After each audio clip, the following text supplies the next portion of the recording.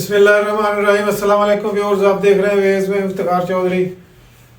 दोस्तों, अगर आप मेरे चैनल पे नए हैं या अभी तक आपने मेरा चैनल सब्सक्राइब नहीं किया तो बराए मेहरबानी चैनल को सब्सक्राइब कर दें और बेल आइकन जरूर दबाया करें।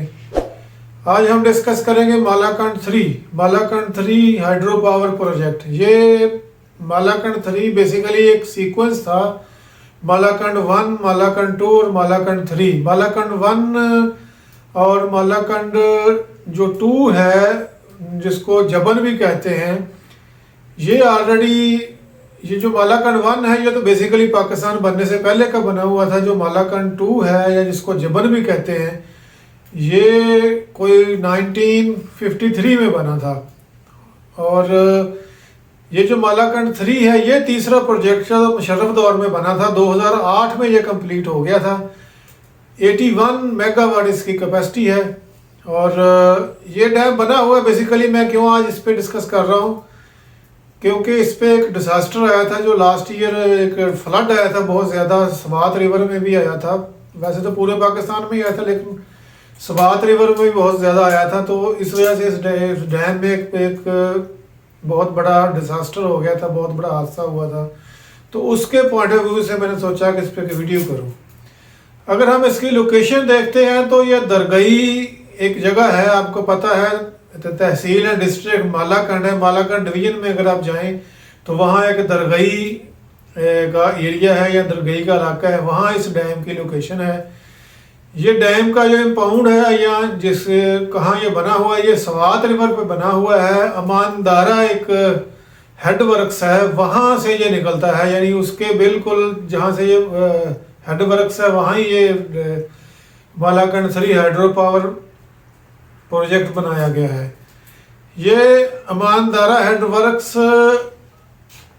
अपर स्वात कैनाल सिस्टम जब बनाया था, ये भी 2000 की बात है, तो उस वक्त एक एक्सिलरी टनल के थ्रू ये सिस्टम बनाया गया था ताकि उस एरिया को, जो उस की लोकेलिटी है, वहाँ को इरिगेशन के पॉइंट ऑफ व्यू से पानी दिया जाए। यानी ये इरिगेशन के पॉइंट ऑफ व्यू से अपर कनाल सिस्टम जो बनाया गया था, अपर स्वात कनाल, ये 1,21,400 एकड़ ज़मीन को ये इरिगेट कर रहा है, ये लैंड कर रहा है। तो इसके बाद उस वक्त इसका फ्लो थोड़ा कम था, लेकिन उसके बाद ये इसका फ्लो ज़्यादा हो गया इस दरिया में। तो सोचा गया कि क्यों ना इसी तरह की एक और टनल बना के इसके साथ एक हाइड्रो पावर प्रोजेक्ट बना दिया जाए ताकि सस्ती बिजली पैदा की जा सके।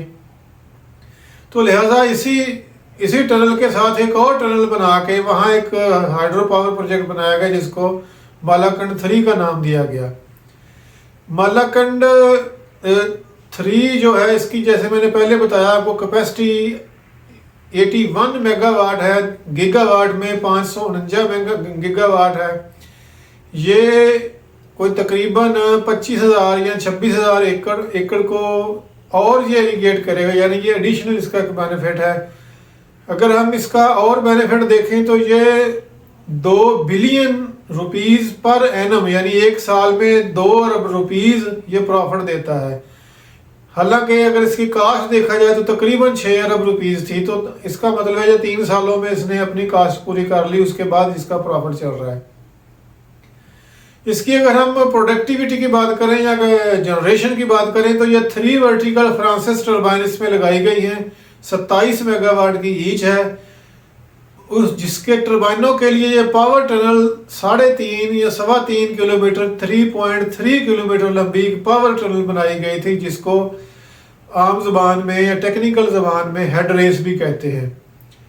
ये हेड रेस जो है, ये बिजली जब बनती है तो ये इसको कनेक्ट किया गया 132 kVA का एक ग्रिड स्टेशन था, दरगई ग्रिड स्टेशन, उसके साथ इसको कनेक्ट किया गया और उसके बाद इसको नेशनल ग्रिड के साथ शामिल किया गया।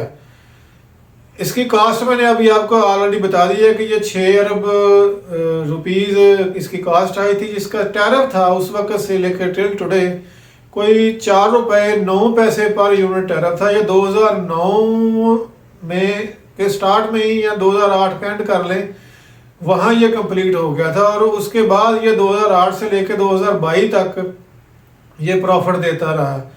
2022 में आपको याद होगा कि अगस्त 2022 में एक सवीर किस्म का पाकिस्तान में फ्लड आया था। तो फ्लड डेफिनेट इस रिवर में भी आया था और इसमें उस फ्लड की वजह से इसमें सिल्टिंग बहुत ज़्यादा हो गई, गार्बेज इकट्ठा हो गया, घास फूस इकट्ठा हो गया और बहुत सारे दूसरे जो ग्रेवल्स और पत्थर और गारा इस तरह की चीज़ें आके ये इसने पूरा इस प्रोजेक्ट को या इस पावर हाउस को, डैम को पूरा इसको चोक कर दिया, ये ख़राब हो गया था पूरा। उसके बाद हमारे जो लोकल वापडप की टीमें हैं, जो लोकल हमारे एक्सपर्ट्स हैं, उन्होंने इस पे काम शुरू किया। तो तकरीबन 50 डेज़ में यानी 50 दिनों में, लेस देन 2 मंथ कह लें, ये दिन रात उन लोगों ने मेहनत की और काम किया और जून 2023 में उसको अपनी ओरिजिनल शक्ल में दोबारा से फाल कर दिया। बल्कि उसको इस तरह से किया कि इसकी जो एफिशिएंसी थी वो 15% बढ़ गई। यानी बिजली तो उसने 81 मेगावाट ही बनानी थी और थोड़ी सी बढ़ी, उसमें 81.4 तक ये गई है। और एफिशिएंसी से मुराद ये है कि जितनी इसकी कैपेसिटी का ये प्रोजेक्ट होता है उतनी बिजली तो कभी भी नहीं बनती। अगर 100% फ्लो भी हो तो फिर भी उसके नज़दीक ही होती है, एग्जैक्टली उतनी नहीं बनती। लेकिन ये इसने एफिशिएंसी 15% बढ़ा दी क्योंकि इसकी ओवरऑलिंग हो गई ना पूरी, बिल्कुल ये नया हो गया। तो तकरीबन 81.4 मेगावाट तक ये इसकी बिजली की पैदावार गई है मैक्सिमम। जो इन्होंने इसका फाइनल एक्सपेरिमेंट किया, फाइनल टेस्टिंग और कमीशनिंग की जून के एंड पे 23 में, तो उसमें ये रिजल्ट आए हैं। उसके अलावा आपको जैसे पहले बताया कि ये स्वात रिवर बनाया गया। स्वात रिवर की थोड़ी सी हिस्ट्री है कि ये हिंदू कुश की जो पहाड़ियाँ हैं या को हिंदू कुश जिसको बोलते हैं, वहाँ से ये दरिया निकलता है और इसका जो मुंह है या दाना है वो काबल रिवर से निकलता है। और इसका जो सोर्सेज हैं इस दरिया के, ये बहुत लंबा दरिया है, 240 किलोमीटर लंबा दरिया है। उसके सोर्सेज जो हैं, जो ऊशू रिवर भी है, गबराल रिवर भी है और खवार रिवर भी है। ये तीनों रिवर, उसके बाद और भी है छोटे छोटे जो उसकी ट्राइब्यूटरी आके इसमें मिलती हैं, लेकिन ये 3 जो बड़ी हैं, सबसे बड़ी हैं, ये ट्राइब्यूटरी इसमें गिरती हैं। और ये दरिया जो है जैसे पहले बताया कि 240 किलोमीटर लंबा है और ये पूरे सबात वैली और कलाम वैली से होता हुआ आगे जाके इंडस रिवर में आ जाता है। और इसकी वजह से ये डैम बनाया गया है। और भी बहुत सारे डैम इस रिवर पे बनाए गए हैं। तो अगली वीडियो में इंशाल्लाह हम किसी और डैम को डिस्कस करेंगे। एंड पे आपसे एक दफ़ा अगेंस रिक्वेस्ट है कि चैनल को सब्सक्राइब कर दें और बेल आइकन ज़रूर दबा दें। अल्लाह हाफिज़।